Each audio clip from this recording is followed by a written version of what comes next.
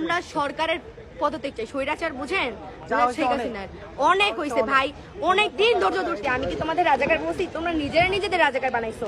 তুই কি বলছস? আমরা কি দেখি নাই?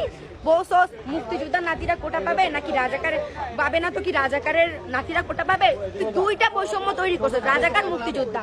মুক্তিযোদ্ধা না মানে কি রাজাকার না? তুই তো বলস নাই নাগরিক, তো তুই তিনটা বৈষম্য করতি, নাগরিক, রাজাকার, মুক্তিযুদ্ধ হইতো। ভাবতাম ঠিক আছে আমাদের আলাদা রাখছিস, তুই দুইটাই করছিস, একটা রাজাকার একটা মুক্তিযোদ্ধা।